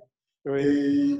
Et puis tout ce qu'elles ont apporté. Je ne vais pas, moi ici, critiquer le CETIC à blanc. J'ai bénéficié des accompagnements du CETIC. Mais aujourd'hui, force est de reconnaître que le monde et les choses ont évolué et que la question de l'accompagnement des entreprises start-up se pose. L'écosystème d'investissement, c'est une autre question qui est assez particulière. La faiblesse de notre écosystème d'investissement. On a fini de comprendre que les banques ne régleront pas le problème du financement. En tout cas, elles le feront en partie. On a aussi, enfin, c'était une problématique qui se posait il y a 40 ans, quand mon père, c'était une bataille de mon père, c'est encore, et puis c'est une de mes batailles aujourd'hui. Ça prouve à quel point c'est un sujet sérieux. Mais quand on parle d'écosystème technologique, l'investissement et la nature des investissements et la nature des investisseurs et leur nombre est très important. Aujourd'hui, on peut vous citer 10 investisseurs au Sénégal, pas plus. Et c'est très délicat, c'est très délicat. Il y a un vrai effort à faire dans ce sens. On a eu des grandes discussions avec le délégué général à l'ADER qui disait toute entité qui arriverait à m'apporter une somme, je lui donnerai la même somme en contrepartie pour qu'elle ouvre un fonds. est-ce qu'il y a une dynamique pour promouvoir la naissance de fonds d'investissement au sein de Optic, quand on sait surtout la relation qui existe entre Optic et le CNP, où on trouve quand même du capital souverain, on va dire ça comme ça. La troisième problématique qui se pose, et puis c'est un reproche, je m'excuse de dire ça, je le dis parce que c'est quelque chose que j'entends beaucoup et qui revient dans toutes les discussions, c'est l'équidistance dans la défense des intérêts des membres. Je ne veux pas dire que vous êtes non équidistant, mais à quel point est Optic capable d'être dur avec un membre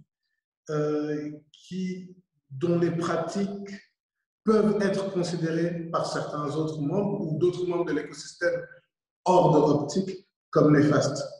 On sort d'une période sur les 2-3 derniers mois où la question s'est fondamentalement posée. On dira qu'on tape toujours sur les mêmes.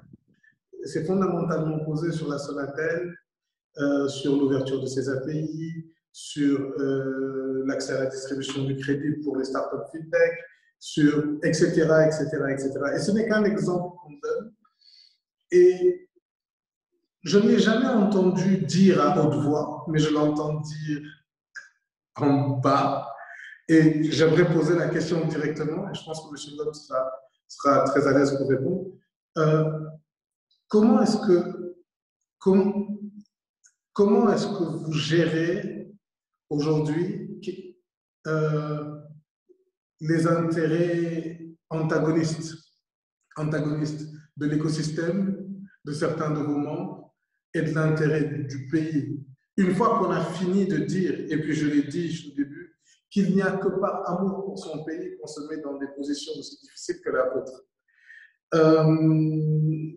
Donc la question se pose effectivement pour les opérateurs, la défense des intérêts de l'écosystème, des membres les plus petits, du fait de la position dominante de certains autres membres. Comment vous tranchez? Est-ce que vous tranchez ou est-ce que vous conciliez?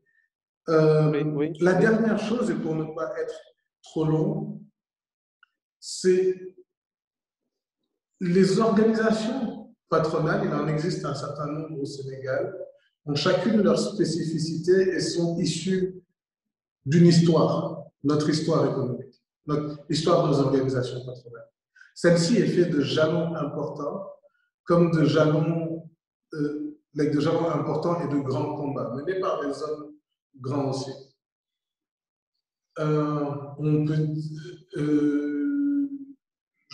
Je crois avoir lu que la CNES et le CNP étaient une seule organisation, jadis. Elles ont été réunies et se sont séparées. Aujourd'hui, plus que jamais, on a besoin d'unité. Et moi-même, membre d'une autre organisation, et je pense que c'est le sens de ma présence ici aussi, je regarde avec beaucoup d'intérêt ce que l'ensemble des autres organisations font.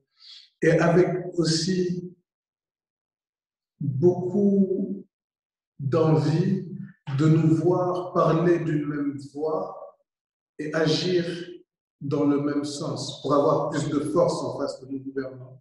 Partager nos astuces et nos programmes de développement, ce que nous mettons en œuvre. Élargir notre impact et puis résister simplement parce que, tenons le pour dit, nous sommes des hommes d'affaires et les affaires ne sont pas que naïveté, il y a aussi une partie d'influence dedans. Et puis, la question a été déjà abordée plusieurs fois avec d'autres membres. Oui.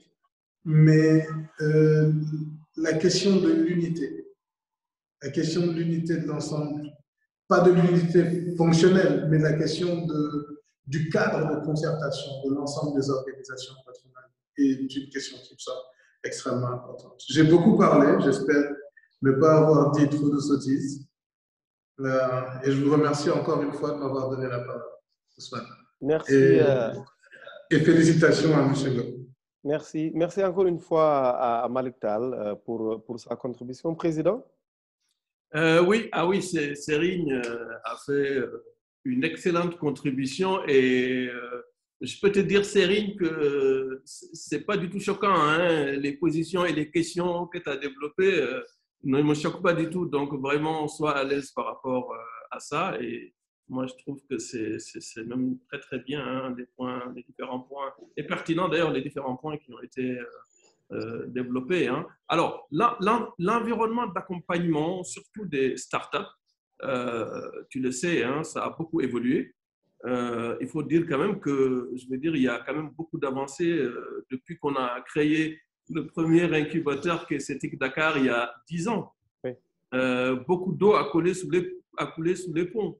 Et je pense qu'il y a justement dans l'écosystème plusieurs incubateurs qui se sont créés. Et donc, on a décuplé en fait les possibilités d'accompagnement des différentes startups. Donc, je pense qu'il y a eu des évolutions positives dans en fait l'écosystème d'accompagnement des startups. Ça, c'est vraiment une réalité. C'est vrai, on peut faire plus. C'est vrai, des structures comme CETIC peuvent être améliorées dans leur fonctionnement, dans leur accompagnement, mais je ne sais pas si Serigne est au courant un peu des récentes évolutions au niveau du CETIC, mais aujourd'hui, le CETIC quand même commence à embrasser un certain nombre de projets quand même assez importants, comme par exemple avec 3FPT, avec l'accompagnement de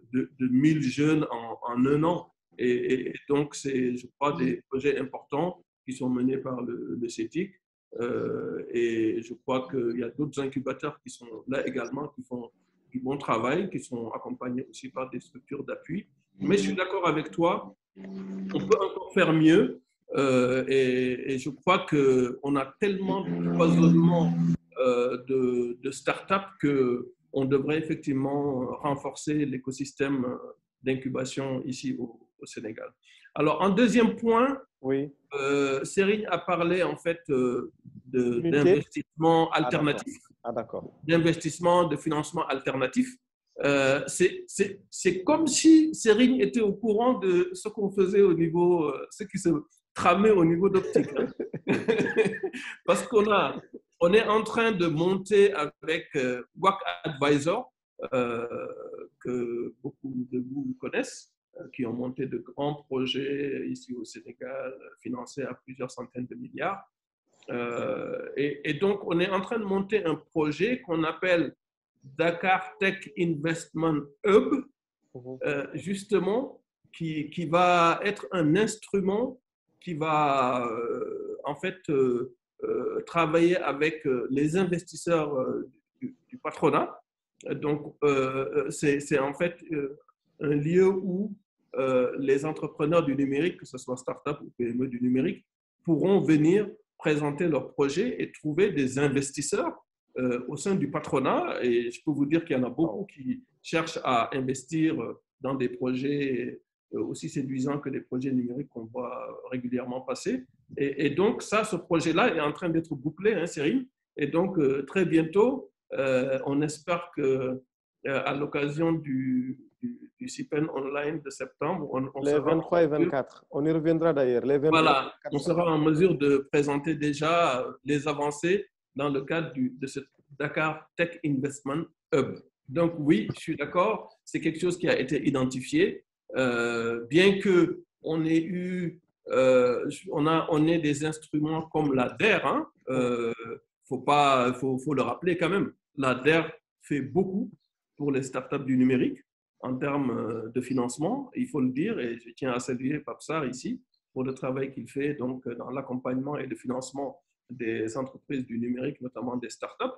Et on a également, nous, Optic, signé une convention avec l'ADER pour financer les PME du numérique aussi.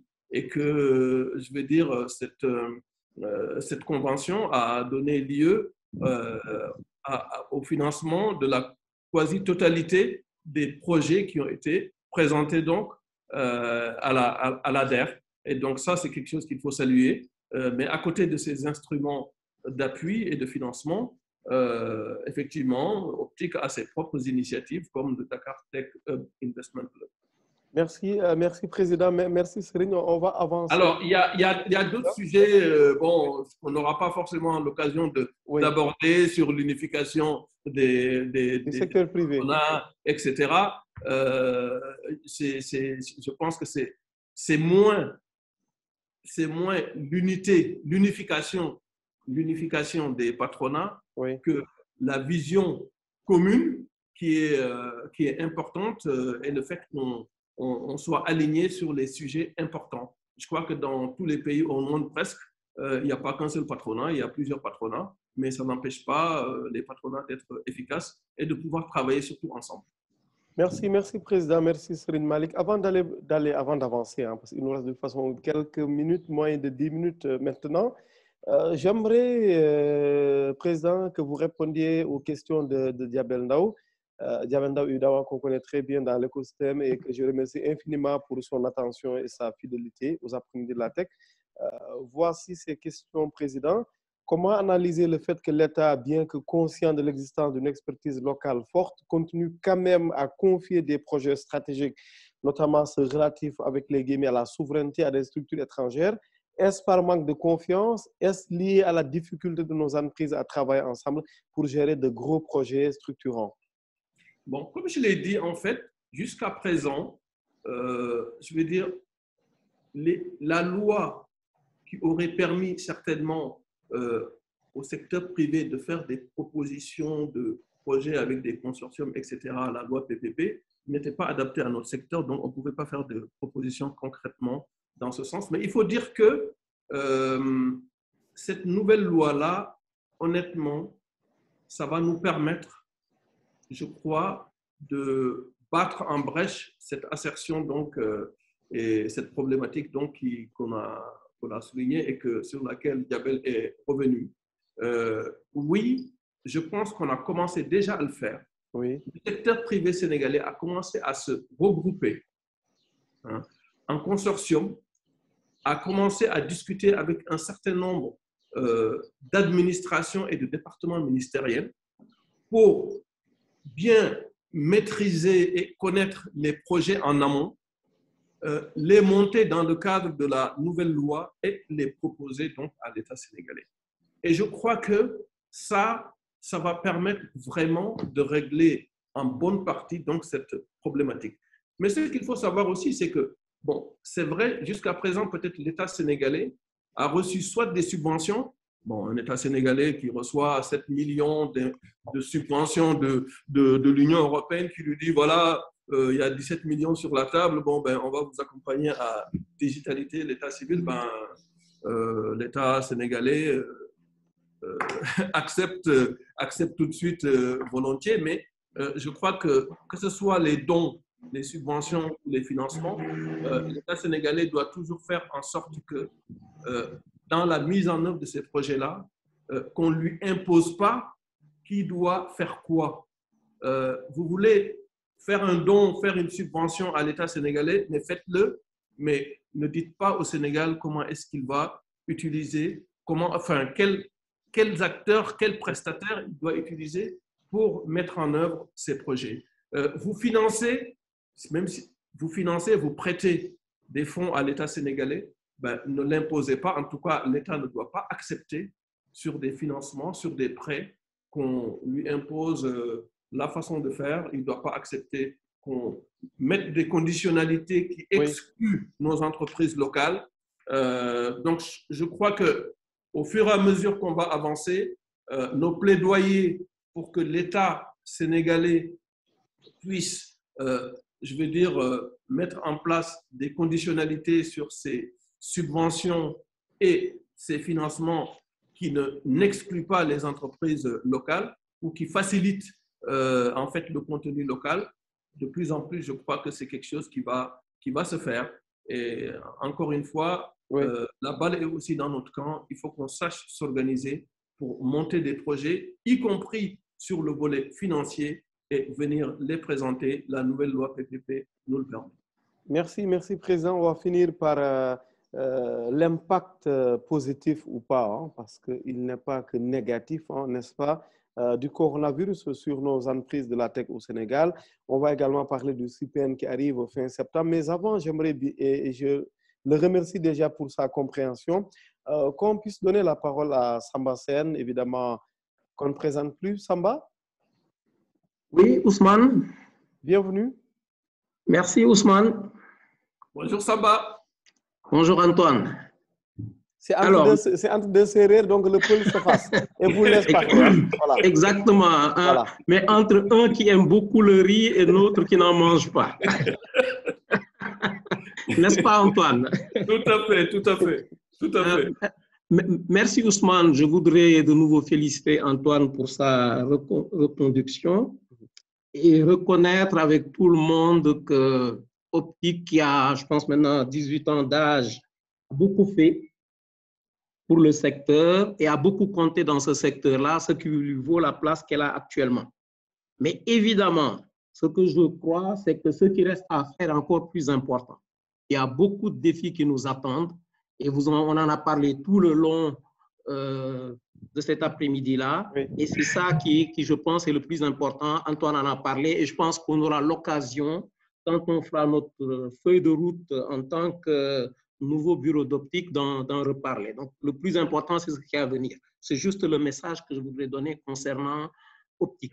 Je voudrais dire un mot sur une question importante dont on parle partout dans le monde, dont on parle beaucoup au Sénégal et dont on a parlé beaucoup ces dernières semaines, c'est la question de la souveraineté numérique. C'est une question qui, pour moi, évidemment, comme tout le monde, est très importante, mais je pense qu'il faut la traiter avec lucidité et, je dirais, intransigeance. Lucidité, pour parler comme le poète, pour nous qui n'avons inventé ni la poudre ni la boussole, la question est encore plus compliquée. Nous utilisons des équipements et des systèmes que nous n'avons ni conçus ni fabriqués. Nous utilisons beaucoup de services que nous n'avons pas conçus non plus, qui transportent nos données dans des univers qu'on ne connaît pas.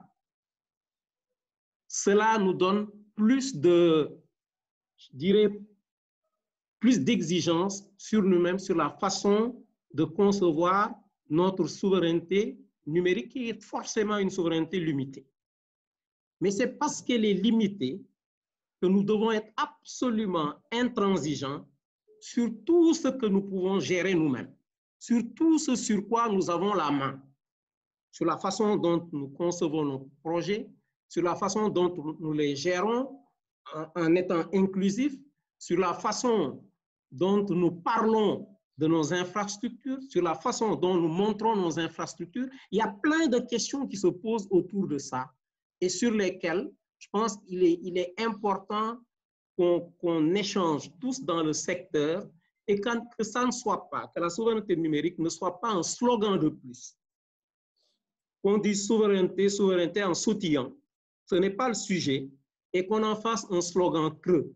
Il faut donner du contenu ensemble à cette notion-là, en sachant qu'il y a beaucoup de choses qui nous échappent, mais il y a quelque chose qui nous revient et sur lequel il faut qu'on ait vraiment peut-être un consensus, mais des accords qui sont très forts et qu'on n'arrête pas d'en faire des questions politiques, politiciennes, de promotion de tel ou tel. Ce n'est pas ça la question. La question, c'est une question nationale, c'est une question de survie du Sénégal dans cet univers-là, compte tenu du fait qu'il y a une grosse part de cette affaire-là qu'on ne maîtrise pas. Soyons, pour cette fois-ci, sérieux et traitons cette question-là sérieusement et ensemble. Antoine a dit, dans tous les domaines, on a des compétences. On a des gens qui savent faire les choses. Des grands projets structurants, on en a géré. Moi qui vous parle, quand j'étais à la santé, la première fois qu'on a décidé de dire nos projets structurants les plus importants, on les gère nous-mêmes, c'était au début des années 90. On est une équipe de très jeunes ingénieurs. Nous avons décidé de dire, on ne prend pas d'ingénieur conseil, on gère nos projets nous-mêmes. Donc, on sait gérer ici. Je parle de moi et de l'équipe que je connais, mais je connais plein de Sénégalais, ici ou ailleurs, qui sont rompus dans toutes les technologies du digital dont on parle aujourd'hui. Et je dis toujours, le Sénégal, c'est le pays des experts cachés, inconnus, parfois ignorés, qui sont au niveau local et qui sont dans la diaspora. Faisons appel à toutes ces intelligences-là pour régler nos problèmes.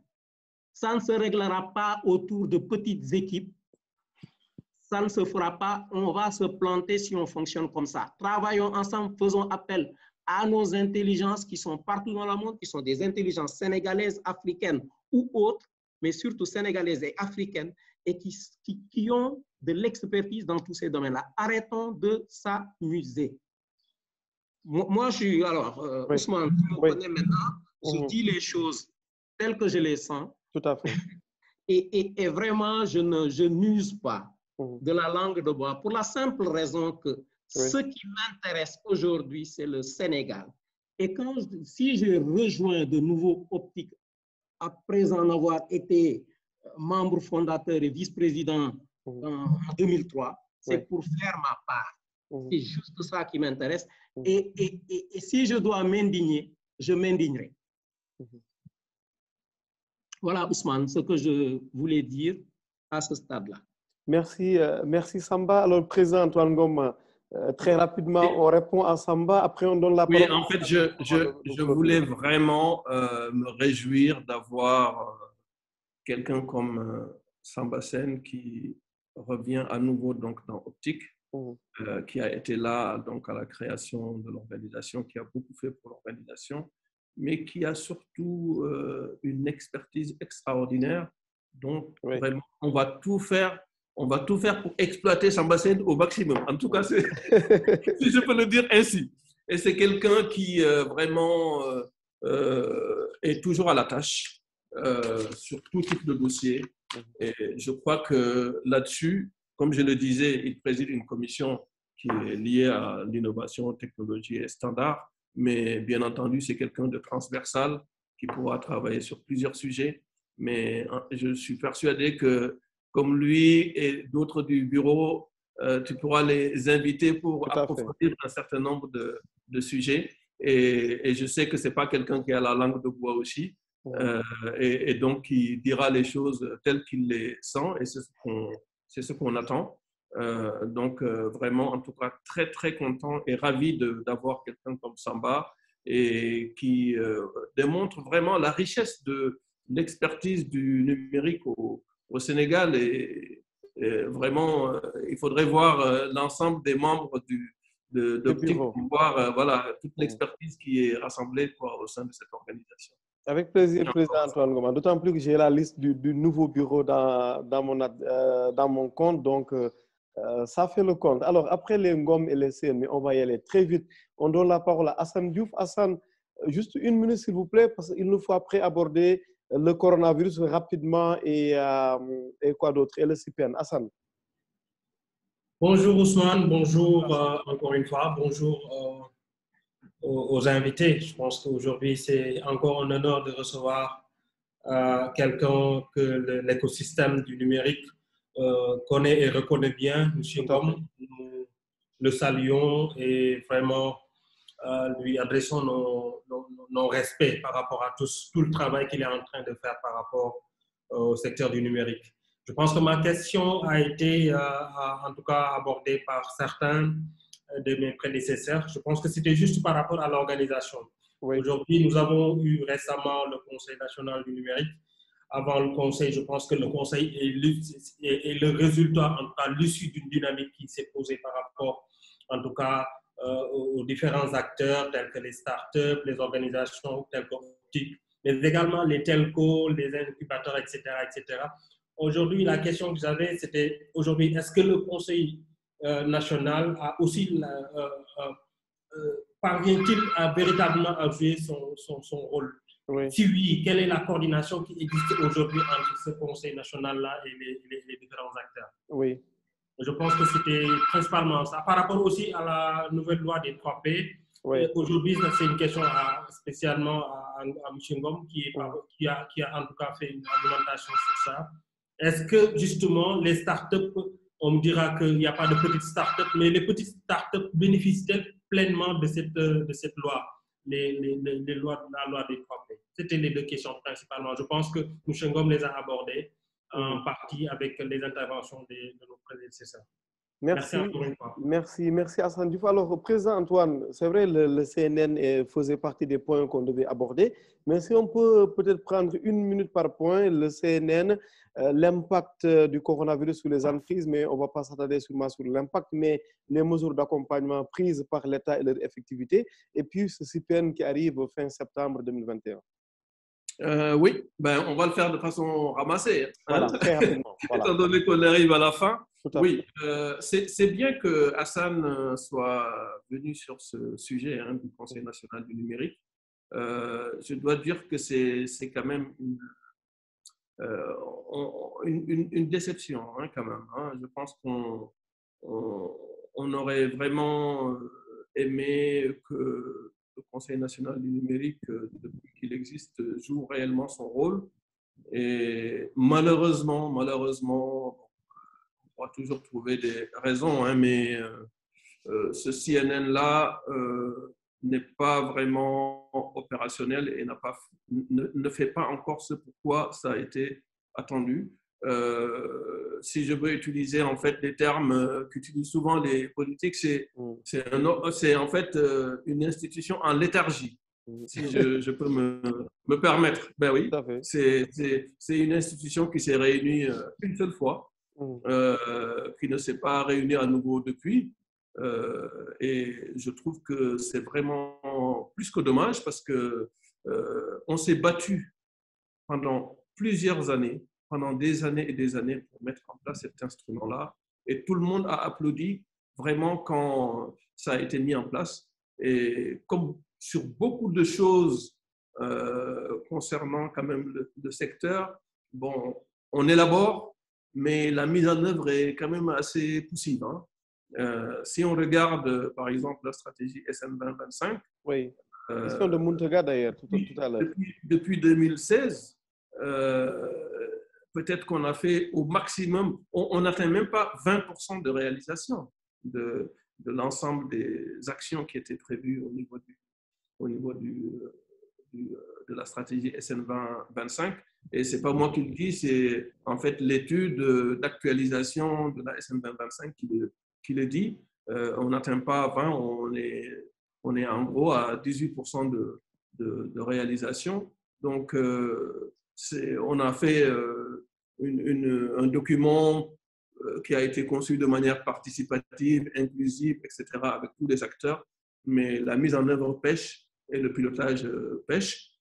Il faut quand même reconnaître que, je veux dire, que ce soit que le ministère de l'économie numérique, quand même, essaie de tout faire pour, je veux dire, remédier à cela.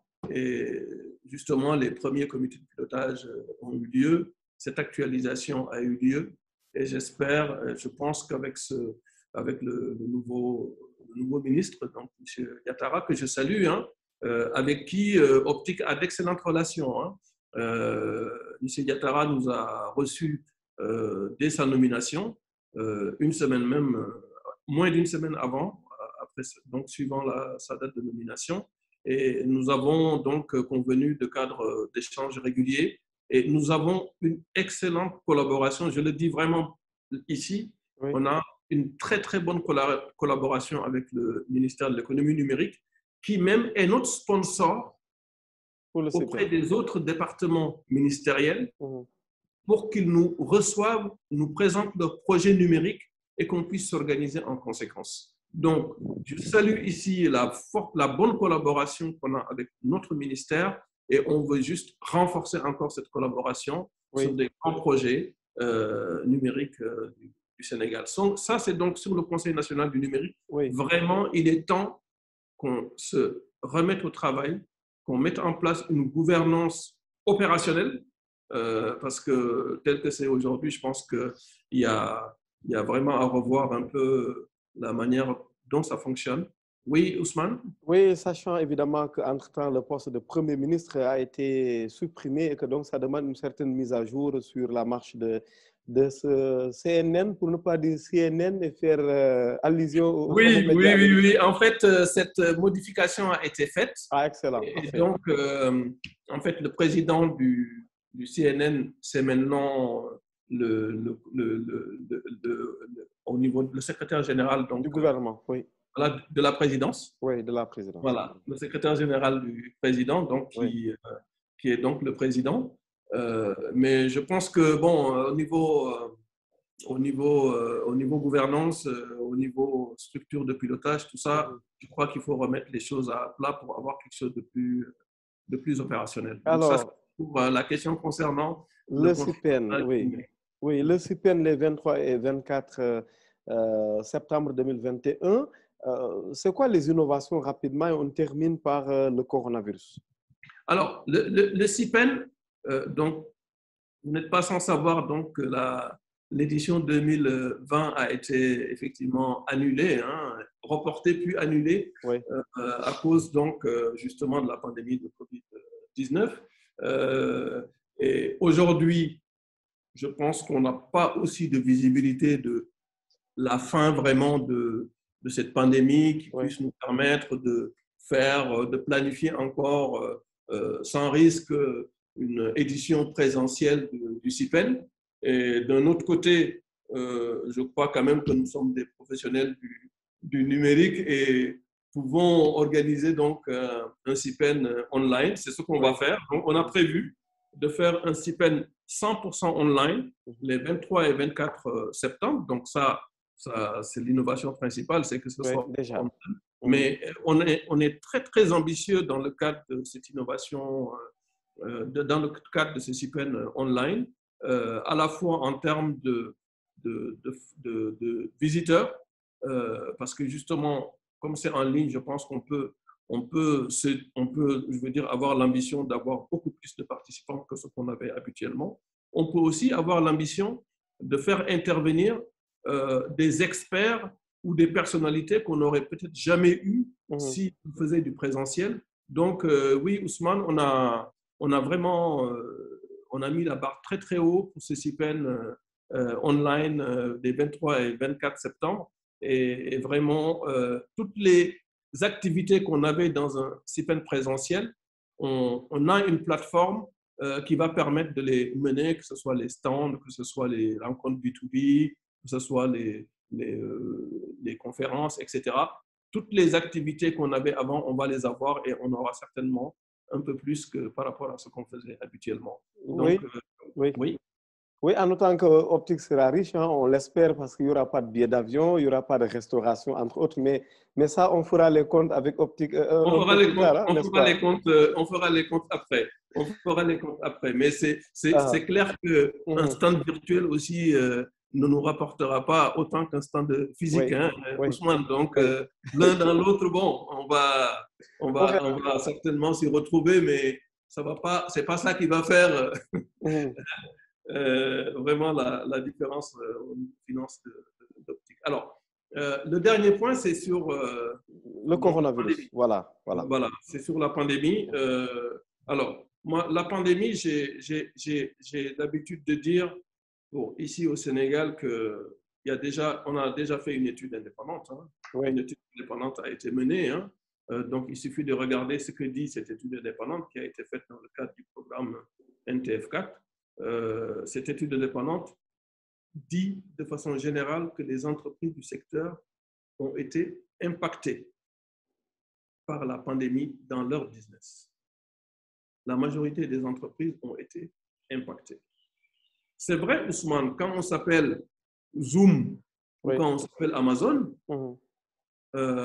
c'est clair que la pandémie a boosté leur business. Hein. Et quand on s'appelle Sonatel? Quand on s'appelle Sonatel, oui. En principe, on ne devrait pas souffrir, en principe, trop de la pandémie, pour moi. Hein. Par contre, si on est un éditeur de logiciels qui s'adresse à un secteur qui est impacté, mais on est impacté aussi. Tout à fait. Si moi, j'édite des logiciels pour l'hôtellerie, les hôtels sont fermés, ben moi, mon business, il est hyper impacté. C'est vrai. Donc, je ne suis pas d'accord pour qu'on dise que, bon, ben, vraiment, c'est du pain béni, c'était du pain béni pour le numérique. Non, on a fait une étude et on a des entreprises, la majorité des entreprises qui ont été impactées. Mais par contre, je pense qu'il y a des opportunités que nous devons et que nous pouvons saisir. D'abord parce que cette pandémie nous a appris que les entreprises, effectivement, qui ont le plus, je veux dire, résisté donc, à cette crise-là, c'est quand même des entreprises qui étaient le mieux digitalisées, d'accord, qui avaient quand même un niveau de digitalisation assez satisfaisant pour continuer leur activité, notamment à distance. D'accord. Deuxièmement, cette pandémie, je veux dire, nous facilite quand même la tâche en termes de plaidoyer. Je veux dire, on a passé notre temps à dire, je veux dire, il est devenu nécessaire de faire la transformation digitale à la fois de l'administration et des entreprises. Là, je crois que notre plaidoyer, je veux dire, on n'a plus de mal d'être écouté sur le sujet et je crois qu'il y aura un boost. Cette pandémie va booster, va accélérer donc la transformation digitale de notre économie.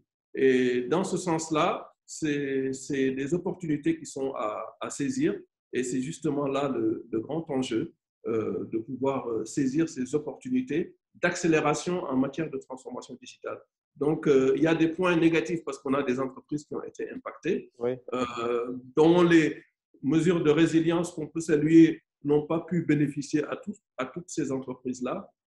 Mais aujourd'hui, je pense qu'il faut s'organiser pour pouvoir vraiment ces opportunités-là, qu'on puisse les saisir et qu'on puisse justement, je veux dire, faire de cette pandémie derrière, je veux dire, une opportunité, en tout cas pour les entreprises du numérique, pour le développement de leurs produits et services. Merci, hein, merci Président, merci d'avoir compris que je puisse vous prendre un peu plus de votre temps, un peu plus que ce qui était prévu, mais vous le comprenez très bien, tu le comprends très bien, c'est dû à cette forte demande. L'écosystème qui voulait en savoir plus sur la marche d'Optic, l'organisation des professionnels des TIC du Sénégal, sur l'actualité, sur la souveraineté numérique, sur comment on adhère, sur votre reconduction, sur les projets, sur l'état civil, sur les grands marchés de l'État. Merci infiniment d'avoir répondu à notre invitation. Comme merci Ousmane. Ce n'était pas très évident, mais merci quand même d'avoir respecté l'engagement. C'est important. Merci Ousmane, c'était un plaisir et c'était un plaisir d'échanger donc avec les discutants, vraiment de personnes de très grande qualité qui ont posé de très bonnes questions pertinentes. Et vraiment, merci encore à tous les internautes qui nous suivent et qui suivront aussi la version enregistrée que tu mettras en ligne. Tout à fait. Merci. La version, le replay qui arrive tout à l'heure, je remercie l'ensemble des partenaires, évidemment, qui nous accompagnent sur ces panels. Je pense notamment au propriétaire de ce beau fonds qui est derrière, Iliyin, qui est un hôtel incubateur qui nous accueille à Dakar où nous tournons nos panels parce que le cadre s'y prête absolument. Et je remercie également mon dernier partenaire en date. Il s'agit bien évidemment d'Ahmed Gaye et de son équipe que tout le monde connaît dans tout ce qui est monnaie électronique. On va recevoir d'ailleurs bientôt pour parler un peu de ce qu'il fait au niveau du Sénégal. Et on en profite pour commenter l'actualité de la monnaie électronique au Sénégal, marquée par les acteurs que vous connaissez bien évidemment. Et nous avons eu d'ailleurs la chance dernièrement de recevoir dans nos émissions au Sénégal la directrice générale d'Orange Finance Mobile Sénégal. C'est un point que nous n'avons pas abordé, Antoine, parce que simplement le temps ne s'y prête pas. Il y avait tellement d'autres questions. Je suis sûr que vous nous permettrez plus tard de vous recevoir un autre jour pour évidemment poursuivre un peu cette réflexion. Merci à tout le monde. Je vous donne rendez-vous. C'est très facile à calculer. Nous sommes le 30 juin, mercredi 7 juillet 2021, Inch'Allah, à partir de 15h GMT, heure de Dakar. Et nous mettrons, disons, sur la table d'autres thématiques. Nous rêvons bien sûr d'avoir cette souveraineté numérique sur la table. On espère que les acteurs accepteront de se prêter volontairement à l'exercice parce que la seule préoccupation qui nous anime évidemment à travers ces après-midi de la tech, c'est de mettre sur la table les grosses problématiques, d'échanger, d'avoir peut-être quelques regards partagés le temps d'une après-midi pour avancer et faire avancer le numérique. Le replay, donc, pour me répéter, arrive un peu plus tard dans l'après-midi. Vous allez pouvoir regarder à nouveau et partager. À très bientôt, à mercredi. Antoine, merci, à bientôt. Et à très bientôt. À très bientôt, merci.